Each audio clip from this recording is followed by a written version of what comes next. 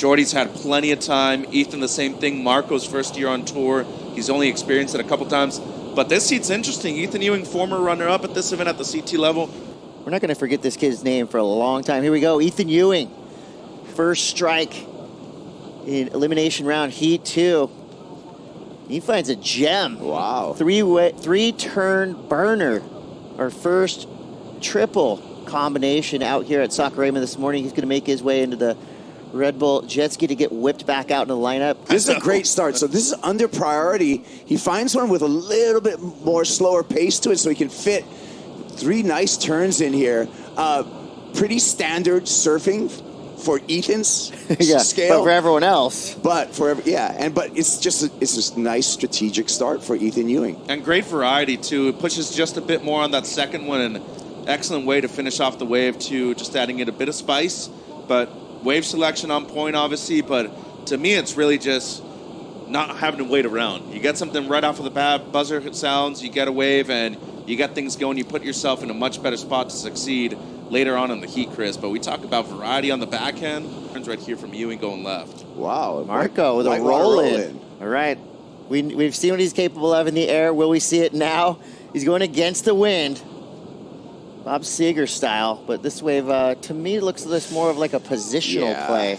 He was looking for a ramp and couldn't find it. Here's his. You saw the spring. You saw the springs coiling up when he stood up. Big in current news, but here's a replay, and you could see Mitchell he's just looking for that ramp, can't find it. Well, I'm not mad at this decision. No, you know, you got plenty of time, 40 minutes. It's like, what do you have to lose, especially up against Ethan, where stock standard, he's getting 11, 12 points every time. So his main role is just to bring the positive.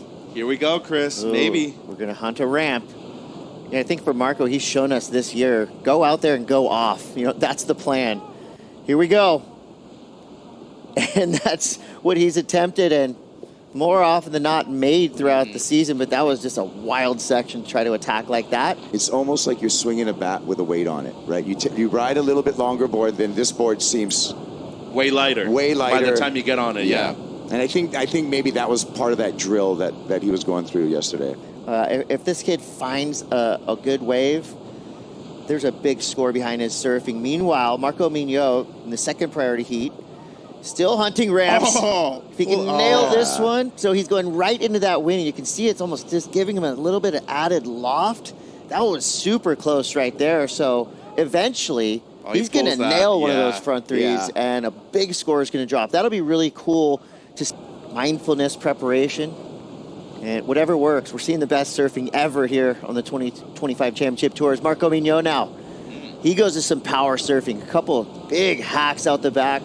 Strong carve on the inside section. So he's not a one-trick pony. It was dramatic. Yeah, it was. And then Marco right here going right.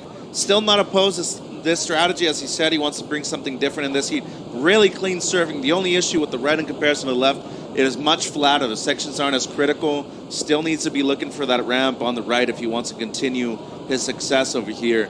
But talk about clean surfing. He gets the right wave right here going right. And talk about picture-perfect precision, especially with the offshore. Really beautiful stuff in the pocket by Mignot.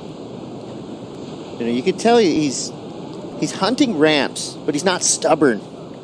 Let's take a look at the replay. What did Ethan do? Looks like he found a nice left, and it's just going to be a one-turner, but it's completion, so that's going to back up a 6.5. Well, let's see what happened. This is the 8-point ride, Mitch. Yeah, and Ewing so far, picture-perfect technique and great timing on the backhand, and for good reason right there. Excellent extension on the second maneuver, Chris, but we talk about just surfing in the pocket the entire time. The most critical sections, not rushing anything.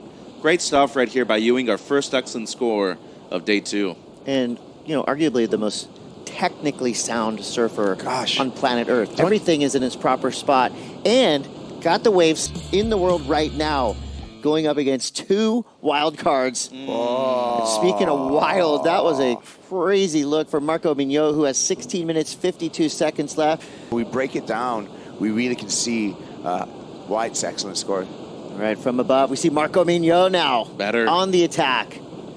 I feel like Marco is a kid that thrives on surfing with his back against the wall. That's when we've seen him really rise to the occasion. He is a minimum of 7, so let's see if he got that on this wave. Nice approach. I mean, got a couple turns. And what do you think, Mitch? Yeah, second turn's not bad either. Under the lip, great timing. Maybe not kind of extension that we've seen from Ethan's wave so far, but consequential maneuvers. There were 2 of them on that wave, and seems like Ewing here.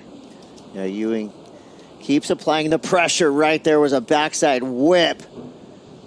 And a rare mistake for Ethan Ewing. Yeah.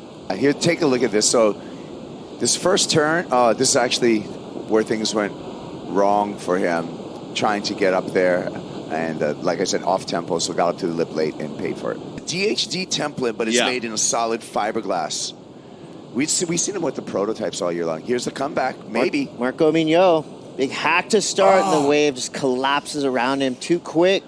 Crisanto can still get back into it, and Ewing here, big decision to make, Chris. Uses his priority.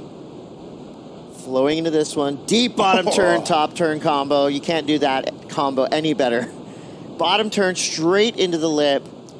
That was beautiful, precise, perfect surfing. But you watch him enter the wave. He faded into this one to set himself up for this. And then it's a backhand clinic. Jeez.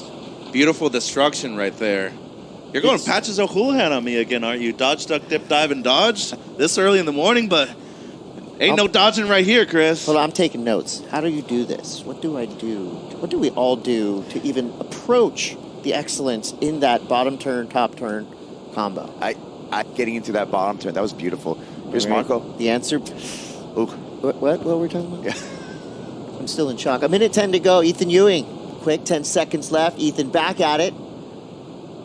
It's a little speed lap, potentially a victory lap with 2 seconds left, and it's going to be the technician, Ethan Ewing, getting the win over hard-charging Marco Mignot. Full credit to Marco.